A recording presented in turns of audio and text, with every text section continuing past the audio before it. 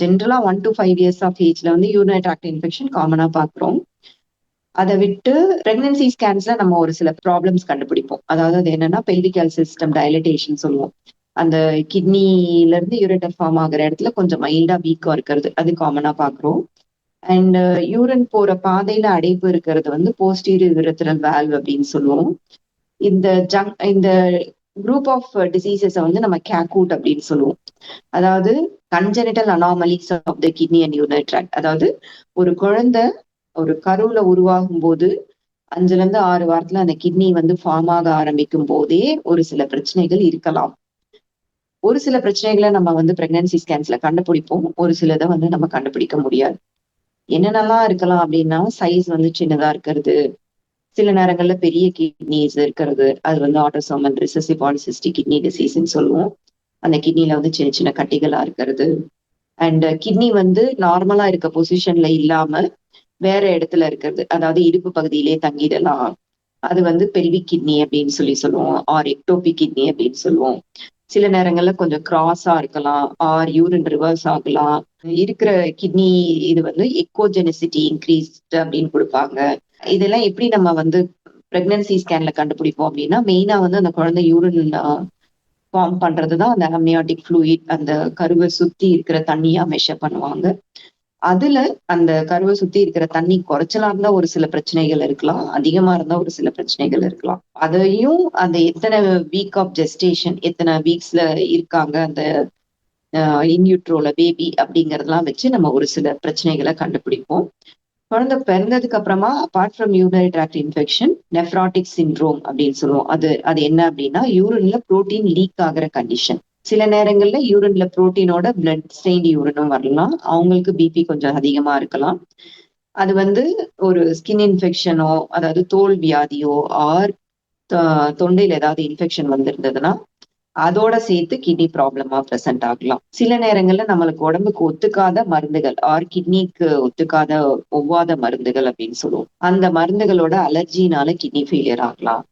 Any infection, ஒரு malaria வருது, dengue வருது, டைஃபாய்டு இன்ஃபெக்ஷன், இந்த மாதிரி வர இன்ஃபெக்ஷன்ஸ்னால கிட்னி அஃபெக்ட் ஆகலாம்.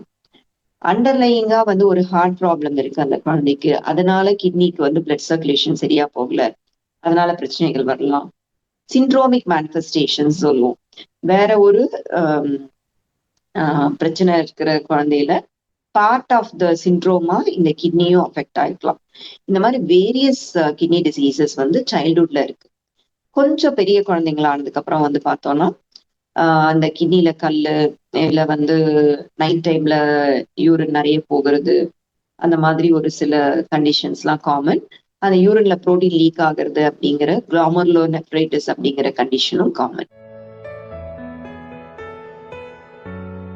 கிட்னி டிசீஸ் அப்படின்னாலே அந்த பிரசன்டேஷன் வந்து பாத்தீங்கன்னா வேரியடு பிரசன்டேஷனா.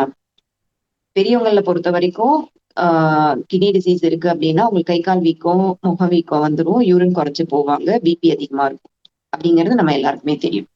பட் சில்ட்ரன்ல வந்து கிட்னி ஃபெயிலியர் ஆகுது ஆர் கிட்னி வேலை செய்யல அப்படின்னா யூரின் குறைச்சு போகலாம். சில நேரங்கள்ல ஒரு சில டிசீசஸ்ல, அதாவது ஒரு சில டியூபுலர் டிசார்டர்ஸ் சொல்லுவோம், அதுல எல்லாம் பாத்தீங்கன்னா யூரின் நிறைய போயிட்டே இருப்பாங்க. அவங்க யூரின் நிறைய போறதுனால என்ன ஆகணும், ரொம்ப வந்து உடம்புல நீர் வத்தி போய் அவங்களுக்கு வந்து ஒரு ப்ராப்பரான எனர்ஜியே இருக்காது, வெயிட் கெயின் சரியா இருக்காது, வளர்ச்சி சரியா இருக்காது. அவங்க வந்து ஒரு வெளிர் தன்மையோட, அதாவது அனீமியான்னு சொல்லுவோம், அந்த மாதிரி இருக்கலாம். ஆர் ரிக்கெட்ஸ்ன்னு சொல்லுவோம், அந்த போன்ஸ் எல்லாம் இன்வால்வ் ஆகி ஒரு சில பிரசன்டேஷன் வந்து அவங்களுக்கு வரலாம். யூரின்ல புரோட்டீன் லீக் ஆகலாம், பிளட் ஸ்டெயின் யூரினா போகலாம், ஸ்டோன் பாஸ் பண்ணலாம், வயிறு வலியோட இருக்கலாம். இதெல்லாம் வந்து various presentations of kidney disease. So exactly ஒரே ஒரு சிம்டம் மட்டும் வச்சு நம்மளால கண்டுபிடிக்க முடியாது. அண்ட் நம்ம வந்து ஒரு சைல்டோட ஹிஸ்டரிய கேட்டு அண்ட் அலாங் வித் தட் நம்ம இது கிட்னி டிசீஸ் சஸ்பெக்ட் பண்றோம் அப்படின்னா கிட்னி ஃபங்க்ஷன் டெஸ்ட், அந்த கிரியாட்டினைன் அப்படிங்கறத செக் பண்ணி பார்ப்போம். ஒரு கிரியாட்டினைன் அண்ட் சிம்பிள் ஒரு யூரின் ரொட்டீன் டெஸ்ட் அது பண்ணோம் அப்படின்னாலே ஒரு மேஜரா ப்ராப்ளம் இல்லை அப்படிங்கறத நம்மளால வந்து ரூல் அவுட் பண்ண முடியும். இப்போ ரொம்ப காமனா நம்ம பாக்குறது வந்து பிளட் ப்ரெஷர் அதிகமா இருக்கிறது குழந்தைங்கள்ல.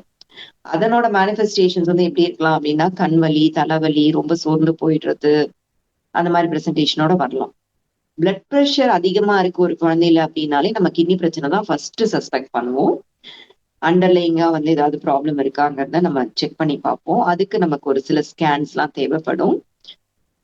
அது இல்லாம இப்போ பெரியவங்களுக்கெல்லாம் வந்து யூஸ்வலா பாக்குறது ஒரு 40ல இருந்து 50 வயது இருக்கவங்களுக்கு அந்த பிளட் ப்ரெஷர்ங்கிறது அதிகமாகலாம்.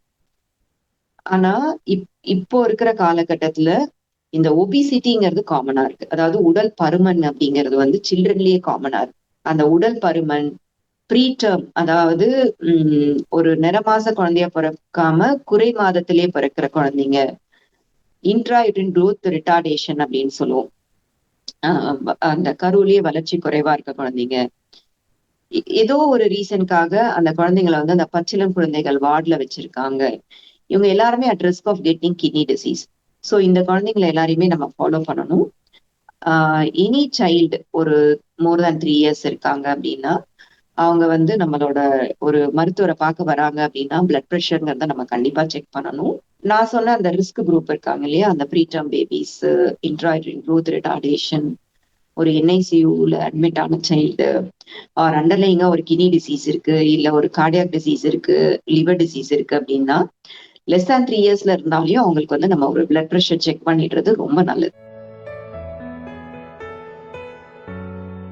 இந்த நான் சொன்ன மாதிரி இப்போ இந்த மாதிரி வேரியஸ் சிம்டம்ஸ் இருக்கலாம். அது சிம்பிளா குழந்தையோட வெயிட் ஏர்ல, ஹைட் ஏர்ல, இது வந்து இந்த இவங்க அப்பா இப்படிதான் இருப்பாங்க, தாத்தா இப்படிதான் இருப்பாங்க அப்படின்னு சொல்லி சிம்பிளா வந்து இக்னோர் பண்றதுக்கு சான்சஸ் உண்டு. சோ அந்த மாதிரி பண்ணக்கூடாது. அதை வந்து செக் பண்ணிடணும். ஏசிம்டமேட்டிக்கா அவங்க பிரசன்ட் ஆகலாம். எப்படின்னா இந்த கிட்னிங்கிறது வந்து நம்ம அம்மா மாதிரி. நம்ம அம்மா வந்து என்ன பண்ணுவாங்க, உடம்பு சரியில்லை அப்படின்னாலே வேலை செஞ்சுட்டே இருப்பாங்க. லாஸ்ட் மினிட் வரைக்கும் அவங்க பசங்களுக்காக அவங்க வேலை செய்துட்டே இருப்பாங்க. அந்த மாதிரிதான் அந்த கிட்னியும். எவ்வளவு முடியுமோ அந்த அளவுக்கு அது வேலை செய்துட்டே இருக்கும். அதை நம்ம டெஸ்டா பண்ணி பார்த்தாதான், தட் இஸ் அந்த கிரியாட்டினைன்ங்கிறது வந்து ஒரு 50% to 75% of the kidney function குறையும் போதுதான் அது இன்க்ரீஸ் ஆக ஆரம்பிக்கும். சோ அந்த டெஸ்ட் பண்ணல அப்படின்னா நமக்கு தெரிய வராது. சில நேரங்கள்ல அல்ட்ராசவுண்ட் பண்ணா மட்டும்தான் நமக்கு வந்து கிட்னி சைஸ் வந்து இந்த குழந்தையோட ஏஜுக்கு சின்னதா இருக்கா அப்படிங்கறத கண்டுபிடிக்க முடியும். யூரின் டெஸ்ட் பண்ணாதான் நமக்கு வந்து புரோட்டீன் லீக் இருக்கா, பிளட் லீக் ஆகுதா அப்படிங்கறத கண்டுபிடிக்க முடியும். சோ ஏசிம்டமேட்டிக் அப்படிங்கறதையும் நம்ம பாக்குறோம். வேற ஏதோ ஒரு ரீசனுக்காக வந்து ஒரு டெஸ்ட் பண்ணியிருப்பாங்க. லைக் ஃபார் எக்ஸாம்பிள் ஒரு டைஃபாய்டு சொல்லி ஒரு சைல்டு ஃபீவர் சொல்லி போய் அட்மிட் பண்றாங்க, டைஃபாய்டு சஸ்பெக்ட் பண்றாங்க.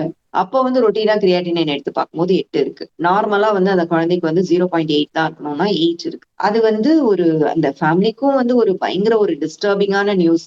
அது அவங்க எடுத்து இந்த பிரச்சனை இருக்கு அப்ப என்ன சொல்லுவாங்க, இந்த கிட்னி வேலை செய்யல, இந்த கிரியாட்டினைன் அதிகமா இருக்குன்னா என்ன சொல்லுவாங்க, இது வரைக்கும் அவன் நல்லாதான் இருந்தான், எங்களால இதை நம்ப முடியல அப்படின்னு சொல்லுவாங்க. ஸோ ஏசிம்டமேட்டிக் பிரசன்டேஷன் வந்து சில்ட்ரன்ல காமன். நம்ம வந்து ரொம்ப சஸ்பெக்ட் பண்ணாதான் நம்மளால கண்டுபிடிக்க முடியும். Not only as a kidney disease, வேற ஏதாவது ப்ராப்ளம்ஸ்க்கு வரும்போதும் நம்ம இது எல்லாத்தையும் மைண்ட்ல வச்சுட்டு ஆஸ் அ ஹோலா அந்த சைல்ட எக்ஸாமைன் பண்ணி சஸ்பெக்ட் பண்ணா அந்த டெஸ்ட்டை வந்து பண்ணணும். அண்ட் நான் என்ன அட்வைஸ் பண்ணுவேன் அப்படின்னா, நீங்க ஏதோ ஒரு ரீசனுக்காக ஒரு பிளட் டெஸ்ட் பண்றீங்க அப்படின்னா டெஃபினட்டா கிரியாட்டினைன்ங்கிற டெஸ்ட்டை வந்து சேர்த்து பண்ணிடணும். ஒண்ணு நம்ம அது நார்மலா இருக்காங்கிறத பாத்துக்கலாம். And we will have a baseline creatinine value. வேற ஏதோ பிரச்சனைக்காக கிரியாட்டின் ஏதாவது அதிகமாக ஏதோ ஒரு பாயிண்ட் நம்ம இதை டெஸ்ட் பண்ணோம், இது நல்லாதான் இருக்கு அப்படிங்கிறதுக்கு நமக்கு அது வந்து ரொம்ப ஹெல்ப்ஃபுல்லா இருக்கும். யூரின் டெஸ்ட் அப்படிங்கிறது வந்து ஒரு புவர் மேன்ஸ் லிக்விட் பயாப்சின்னு சொல்லுவோம். அதாவது யூரின் டெஸ்ட்டை வச்சு நிறைய கண்டுபிடிக்கலாம். ஒரு யூரின் டெஸ்ட்டுக்கு நம்ம வந்து சாதாரணமா யூரின் வந்து கலெக்ட் பண்ணி கொடுத்தோம் அப்படின்னா போதும். அதனால அந்த ஒரு சில கண்ட்ரீஸ் லைக் ஜப்பான்ல எல்லாம் வந்து ஒரு குழந்தைய ஸ்கூல் சேர்த்ததுக்கு முன்னாடி யூரின் ரொட்டீன் டெஸ்ட்டை வந்து ரொட்டீனாவே பண்றாங்க. அது வந்து ஏன்னா அந்த கண்ட்ரியில ஐஜிஎன்எஃப்ரோபதி அப்படிங்கிற கண்டிஷன் வந்து common. So they are using that urine test as a screening tool. நம்ம ஊர்ல வந்து அந்த மாதிரி ஒரு யூனிட் டெஸ்டாவது கண்டிப்பா எல்லா குழந்தைங்களுக்கும் நம்ம பண்ணணும். அதாவது ஒரு கிட்னி ப்ராப்ளம் அப்படின்ட்டு பேரண்ட்ஸ் ஐடென்டிஃபை பண்றாங்க அப்படின்னாலே nowadays they are directly coming to the pediatric nephrologist. டைரக்டா அவங்க வந்துடுறாங்க. பட் நான் என்ன சஜஸ்ட் பண்ணுவேன் அப்படின்னா, ஏதாவது ஒரு ப்ராப்ளம் இருக்கு அப்படின்னா ஆல்ரெடி அவங்க ஒரு குழந்தைங்க மருத்துவர்கிட்ட ஃபாலோ பண்ணிருப்பாங்க இல்லையா? அந்த paediatrician would be the ideal person to guide them. இந்த பாயிண்ட்ல நீங்க போலாம்.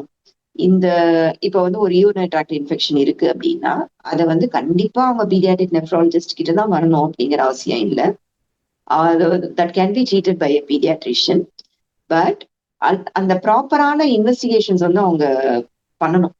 யூரின் ரொட்டீன், யூரின் கல்ச்சர் அதெல்லாம் வந்து நம்ம ஆன்டிபயோட்டிக் கொடுக்கறதுக்கு முன்னாடியே அந்த டெஸ்ட்டை பண்ணிடணும். அல்ட்ராசவுண்ட் ஸ்கேன் பண்ணுவோம். அதுல ஒரு அப்நார்மாலிட்டி இருக்கு, நம்ம வந்து அண்டர்லைங்கா ஏதோ ஒரு கிட்னி ப்ராப்ளம் கண்டுபிடிக்கிறோம். அந்த டைம்ல just to insist them about the importance of follow. இந்த ப்ராப்ளம் இருக்கு, இதை ஜஸ்ட் லைக் தட் இக்னோர் பண்ணிட முடியாது, இவங்கள ஃபாலோ அப்ல கண்டிப்பா இவங்க இருக்கணும் அப்படிங்கறத இன்சிஸ்ட் பண்றதுக்கு I feel a pediatric nephrologist would be the ideal person because they need time. அந்த பேரண்ட்ஸ், அந்த கிட்னி டிசீஸ் இருக்கிற பேரண்ட்ஸ் வந்து they need time to discuss என்ன ப்ராப்ளம், என்ன அவங்க ஃபீல் பண்றாங்க. ஜஸ்ட் லைக் தட் ஒரு கிட்னி பிரச்சனை இருக்கு, ஒரு சிங்கிள் கிட்னி தான் இருக்கு, 2 கிட்னி இருக்க வேண்டிய இடத்துல ஒரு கிட்னி தான் இருக்கு, அதுல ஏதாவது ரிஃப்ளெக்ஸ் எல்லாம் ஆகுது, இந்த மாதிரி ப்ராப்ளம் இருக்கும்போது மோர் தேன் த ஜெனரல் பீடியாட்ரிஷியன், குழந்தைங்க மருத்துவரை விட அந்த குழந்தைங்களுக்குன்னு ஸ்பெஷலைஸ் பண்ண சிறுநீரக மருத்துவரால இன்னும் கொஞ்சம் டைம் கொடுத்து அவங்களுக்கு வந்து பேச முடியும். அண்ட் அவங்க சொல்றத கேட்கறதுக்கு ஒரு பர்சன் வேணுங்கிறது வந்து அந்த பீடியாட்ரிக் நெஃப்ராலஜிஸ்ட்ங்கிறவங்க ஒரு ப்ராப்பரான பர்சனா இருப்பாங்க. But for the other reasons like இருமல், சளி, ஒரு வேக்சினேஷன்ஸ் போடுறாங்க, அதுக்கெல்லாம் வந்து பீடியாட்ரிஷியன் தான் ஐடியலான பர்சனா இருப்பாங்க for first contact. Congenital anomalies வந்து can be detected even at 5 months of anomaly scan. 5 மாசத்துல நம்ம வந்து அந்த குழந்தை கருவுல இருக்கும்போது ரொட்டீனாவே இப்ப வந்து நம்ம அந்த அனாமலி ஸ்கேன் அப்படிங்கிறத பண்றோம். அதுல வந்து கண்டுபிடிக்கலாம். எல்லா ப்ராப்ளமும் கண்டுபிடிச்சிட முடியுமா அப்படின்னா we don't know. Majority of the problems வந்து நம்ம கண்டுபிடிச்சிடலாம். கண்டுபிடிச்சிட்டு நம்ம வந்து ஒரு பிளானுமே சொல்லிடுவோம் உங்களுக்கு. குழந்தை பிறந்ததுக்கு அப்புறம் இதெல்லாம் பண்ண வேண்டி இருக்கும் அப்படிங்கறத அப்பவே வந்து நம்ம அந்த பேரண்ட்ஸ் கிட்ட கவுன்சில் பண்ணிடுறோம். ஃபார் எக்ஸாம்பிள் இப்ப நெஃப்ராட்டிக் சிண்ட்ரோம்லாம் இருக்குன்னா that is not a congenital problem. But parents என்ன கேட்பாங்கன்னா, இது முன்னாடியே கண்டுபிடிச்சிருக்கலாமா, அப்ப நாங்க ஸ்கேன் பண்ணோம் அதெல்லாம் நார்மல் தான் சொன்னாங்க அப்படின்னு சொல்லுவாங்க. So those kind of problems cannot be found out. Diagnostic methods அப்படிங்கிறது நான் சொன்ன மாதிரி simple urine routine test, creatinine test. And அது நார்மலா இருக்குன்னா யூஸ்வலா நம்ம வேற எதுவும் பண்ண போறது கிடையாது. But if it is abnormal, serum electrolytes, ஒரு சில மற்ற டெஸ்ட் எல்லாம் பண்ணுவோம், கால்சியம், பாரதைராய்டு ஹார்மோன், அந்த மாதிரி டெஸ்ட் எல்லாம் பண்ணுவோம். அதெல்லாம் பிளட் டெஸ்ட். ஸ்கேன் பண்ணும்போது அல்ட்ராசவுண்ட் தான் நமக்கு வந்து ஒரு பேசிக் இமேஜ். அதுல இருந்து அதுல என்ன ப்ராப்ளம் இருக்கோ அதுக்கு தகுந்த மாதிரி next line of test, imaging, அதெல்லாம் நம்ம டிசைட் பண்ணுவோம். என்ன டயக்னோசிஸ் பண்றோமோ அதுக்கு தகுந்த மாதிரி தான் நம்ம வந்து மெடிகேஷன்ஸ் கொடுப்போம்.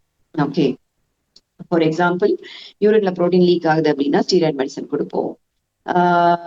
இப்போ பியூபி அந்த அடைப்பு இருக்கு அப்படின்னா அந்த அடைப்பை வந்து சர்ஜிக்கலா தான் நம்ம ரிமூவ் பண்ண முடியும்.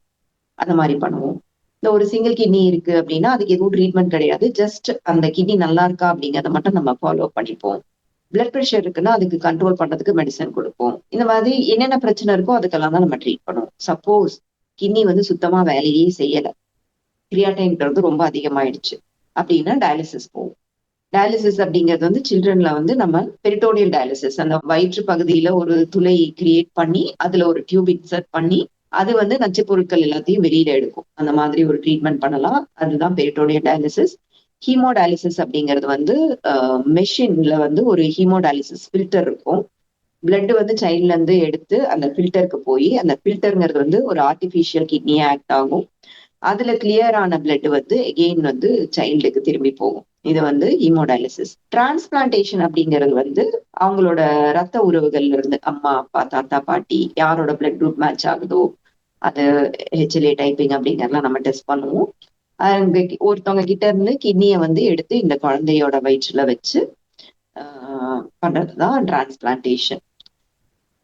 அது வந்து டிரான்ஸ்பிளான்டேஷன் அப்படிங்கிறது வந்து ஒரு டயக்னோசிஸ் நம்ம மேக் பண்றோம் அண்ட் டிரான்ஸ்பிளான்ட் பண்றோம். இதுக்கு நடுப்பட்ட பீரியட்ல வந்து டயாலிசிஸ் அப்படிங்கிறது வந்து அவங்களுக்கு ஹெல்ப் பண்ணும். டிரான்ஸ்பிளான்டேஷன் அந்த கிட்னி மாற்று அறுவை சிகிச்சைங்கிறது வந்து அவங்களுக்கு ஒரு குவாலிட்டி ஆஃப் லைஃப் வந்து டெஃபினட்டா இம்ப்ரூவ் பண்ணும். ஏன்னா அந்த டிரான்ஸ்பிளான்டேஷன் பண்ணோம் அப்படின்னா அதுக்கப்புறம் அந்த குழந்தைங்க வந்து அந்த வீக்லி ட்வைஸ் ஹீமோடயாலிசிஸ் வர்றதோ இல்ல வீட்லயே பெட்டோனியல் டயாலிசிஸ் பண்ணிக்கிறதோ தேவை இருக்காது.